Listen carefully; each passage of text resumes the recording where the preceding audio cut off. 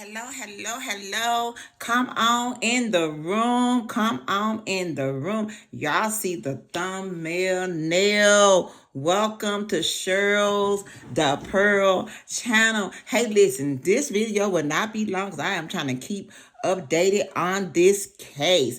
Y'all, did y'all hear what I heard today? Brendan Paul is cleared, but he spills on Diddy drug command, right? So Brendan Powell was arrested with drugs, but now charges are dropped, and he's testifying against Diddy. Baby, this gonna be the trial of the year. This the drugs that he bought for Diddy. It was cocaine, ecstasy, ketamine, marijuana. Oh my goodness. Do y'all think that Diddy's gonna walk? Because the prosecution,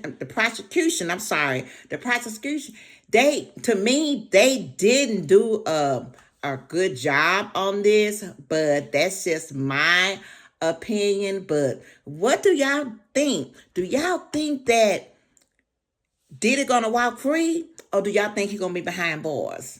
Allegedly, what I'm hearing is the judge, baby, this judge is want to get this wrapped up by July the 4th. Y'all, that's like what, another week? I mean, we talking about a week, some days. Oh my goodness. And it says the charges against Brendan Powell were officially dropped after he completed a pre-trial diversion program, which is often offered as first-time offenders. He was originally arrested March 2024 at Miami Airport during the federal raids on Diddy's home after authorities found cocaine and marijuana candy in his bag. Later, testified under immunity agreement, revealing that he regularly purchased drugs like cocaine, ecstasy, ketamine, marijuana for Diddy doing his assistant. He also, y'all, described intense working conditions, including staying awake for days and organizing private hotel nights, stocked with drugs and party supplies.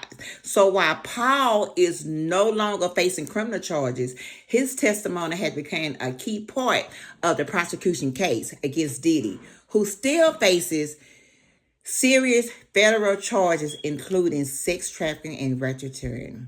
But listen, y'all stay tuned. Let me get back in these YouTube streets so I can see there. I think 2 o'clock Eastern, 2 p.m., I believe, Eastern time. They gonna come back. The jury is off today, so they gonna come back, and I believe y'all they gonna try to wrap this case up tomorrow.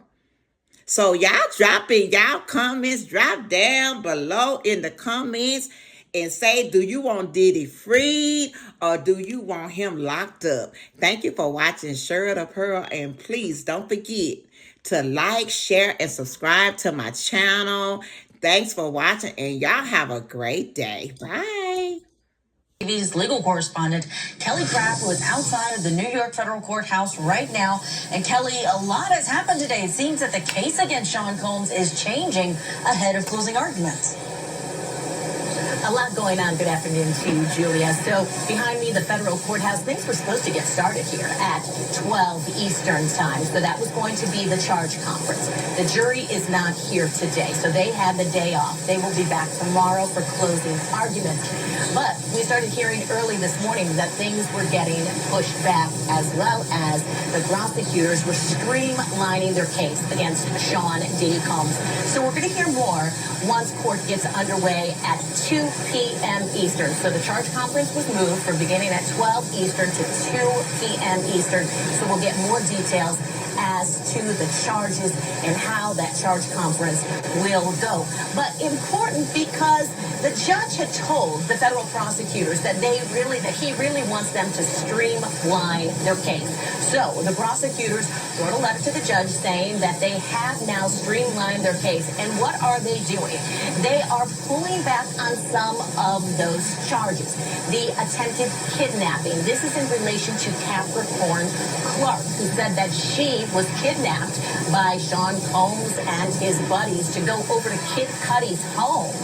And then she was forced to wait in the car. This was her testimony while they went inside Kid Cudi's home. And then eventually, what the prosecutors had said led to the attempted arson of Kid Cudi's Porsche. So attempted kidnapping and then attempted arson. Those are two of the charges that they are pulling back on, because what we're hearing is they're saying there's no information that they can actually now tie, that they can't maybe prove, tie Sean Combs to that attempted arson of Kid Cudi's Porsche. Now, Kid Cudi came to the stand, Julia, and he testified, and he basically said there was no doubt in his mind that he had something to do with it. But defense counsel, on cross-examination, clearly pointed out there were no fingerprints, there was no indication that Sean Combs was tied to that torching of his Porsche. So again, attempted kidnapping, attempted arson, also aiding and abetting in regard to sex trafficking.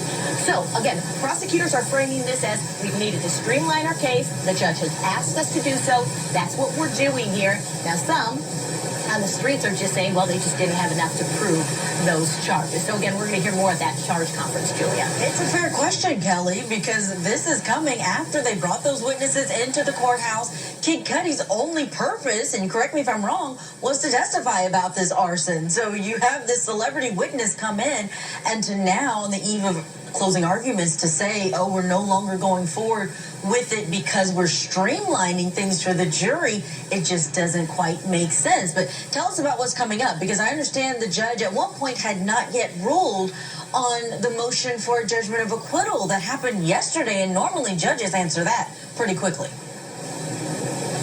Julia, so sometimes in regard to appeals, they do reserve their judgment. It doesn't happen all the time, as you know, as you just mentioned. Usually we hear a ruling from the judge denying those motions all the time, because most of the time those are denied right away.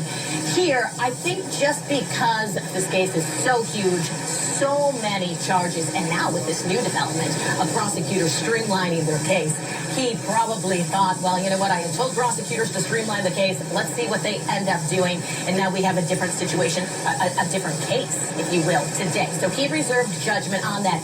But yesterday, we really got a glimpse into what the closing arguments are going to be from defense counsel. They went line by line, each one of those charges, saying that prosecutors did not put forth enough evidence to prove any of the charges. So that's exactly what they said during yesterday's motion for judgment of acquittal.